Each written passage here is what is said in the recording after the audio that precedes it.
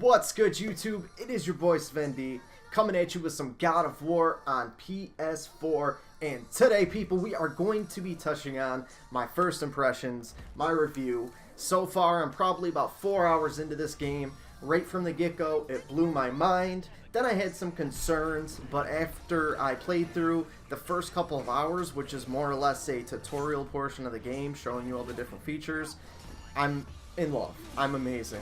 I'll put this up there with Horizon Zero Dawn, The Last of Us. It's going to be one of those games, and I am so excited to continue to play through this.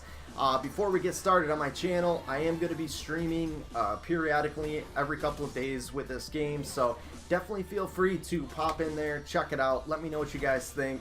It's going to be somewhat of a let's play, but it's not going to be straight through the entire game. It's more or less just going to be different sessions of the game as I progress through the storyline. So, hopping right into it, we're going to touch base on all of these sensory perceptions from this game, the visuals, the sound design, and even like the controls of the game.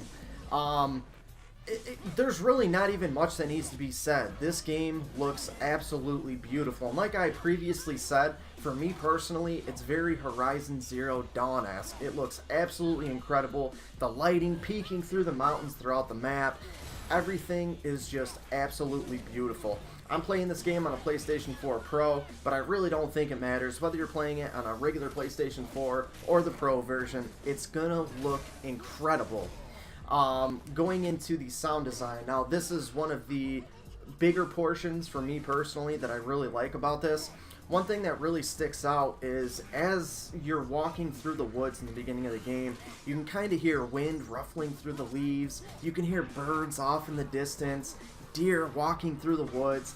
It's absolutely insane. The sound design in this game, along with the visuals, I would give both of those a 10 out of 10. It's not even a question at this point. This game looks and sounds as pretty as any game you will play on any platform.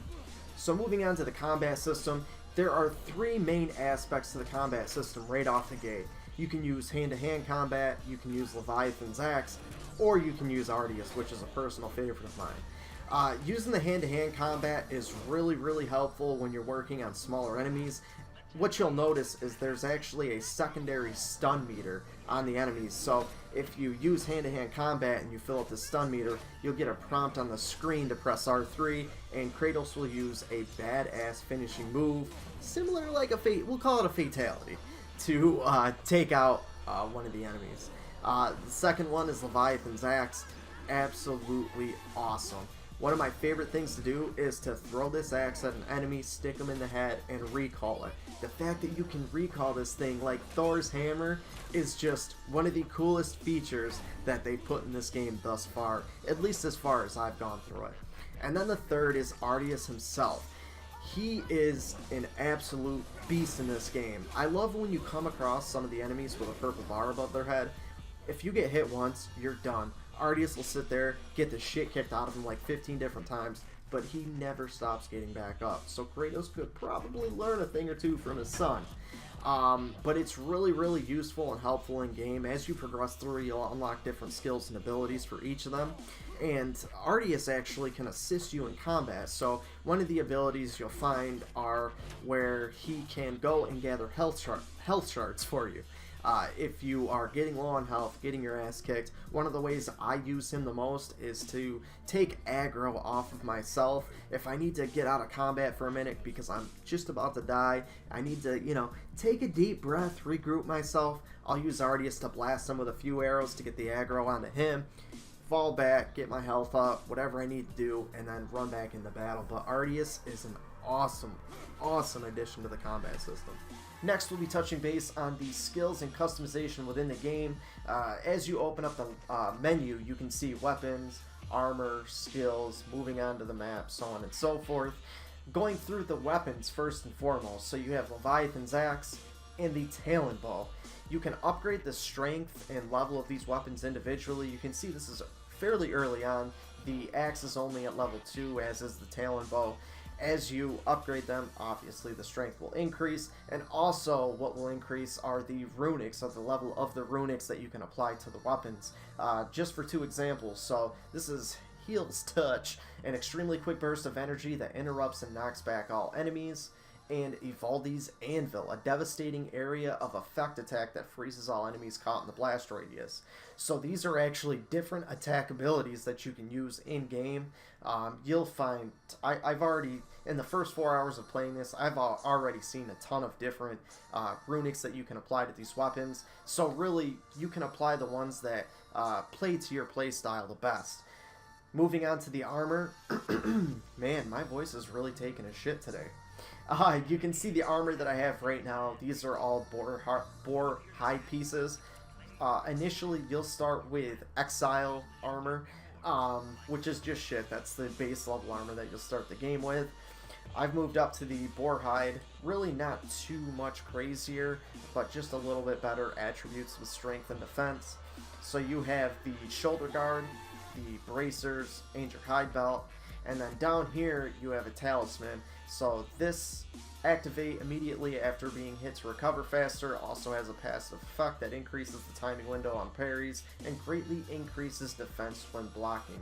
So you'll find, similar to the weapons, how you have the different abilities on here, you'll find the same thing with armor. Another thing that you can kind of use to customize to your playstyle. Now, aside from Kratos, you can also customize Arceus as well. You can see right here, he just has the Tunic of Hope, which is the base level armor that you'll go into the game with. But some of the other ones I've seen, one of them, I think I kind of mentioned it briefly earlier, he'll go up, gather health shards for you if your health is getting low in battle. Another one, he'll get bonus for his ranged attacks. And then there was a third one I saw where he gets a bonus to his hand-to-hand combat attacks when he's like choking enemies and such. Moving on to the skill trees, so you have skill trees for the axe, the shield, and the talon bow for Arceus. I've gotten a few of these unlocked so far, nothing too crazy.